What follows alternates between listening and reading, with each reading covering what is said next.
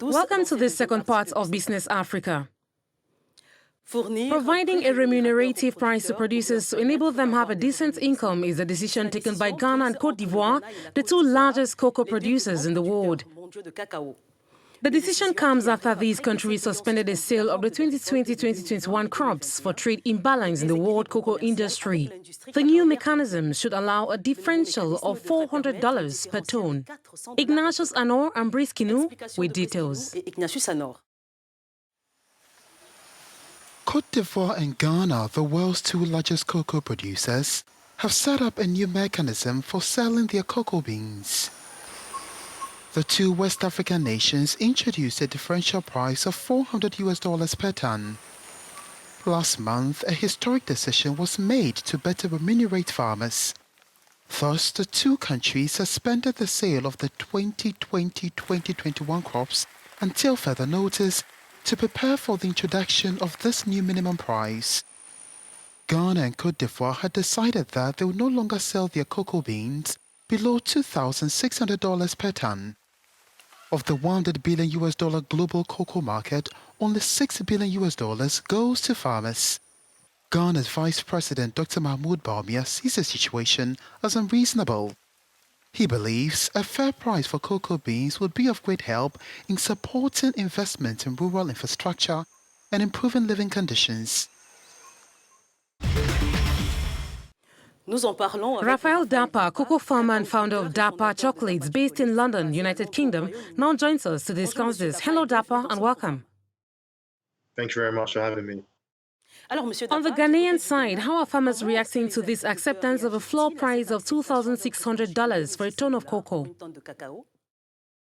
There's been a mixed reaction, if I'm perfectly honest with you. So it's been a bit ambivalent. So on one hand, you have farmers who are happy because, of course, it means greater share of greater incomes for them.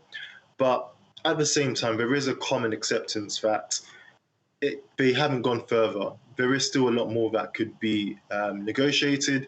And of course, the current floor price of $2,600 per ton is only an incremental increase on the average of about $2,400 that has been the case for the last 6 months now. So it's a step in the right direction, but there is the idea that it could have gone further. There is still a lot more room for it to increase. So I'll say all in all, it's a mixed reaction. What measures are stakeholders putting in place to ensure the implementation of this new agreement? Well, at the moment, no measures have been actually put in place because it's only been an agreement in principle.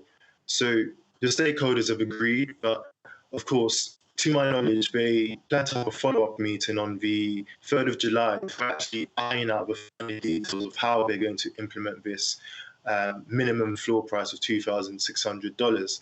However, where Ghana is concerned, I imagine what will happen is the Ghana Cocoa Board, who regulate the production and the export of cocoa beans, what they're going to do is they're going to work closely with their local purchasing agents who actually buy directly from the cocoa farmers.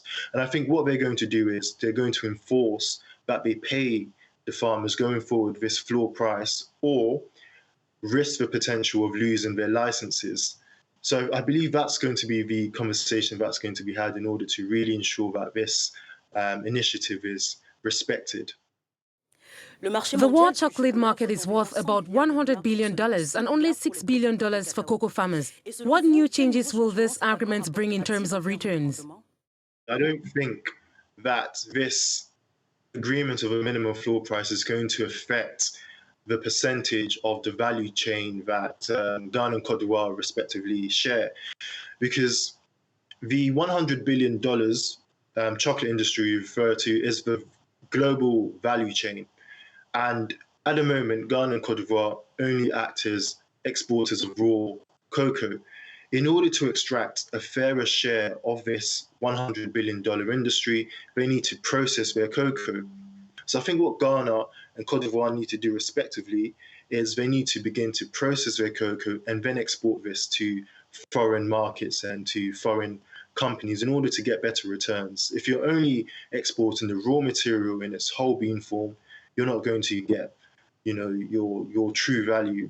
The true value comes from the processing, the marketing, the packaging, and then the retail. That's where the money is to be gained. And at the moment, Ghana and Cote d'Ivoire, respectively, aren't doing that enough. So until they change this dynamic and really begin to industrialize and process their cocoa, I don't think there's going to be much of a change in how much they actually earn. Thank you, Raphael, for answering our questions.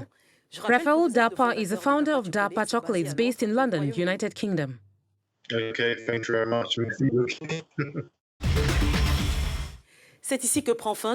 It's on that note we put a cap on today's Business Africa. Thanks for being with us. Follow us on Facebook and Twitter at Africanews and Africanews FR in French. Enjoy the rest of your viewing. Goodbye. Au revoir.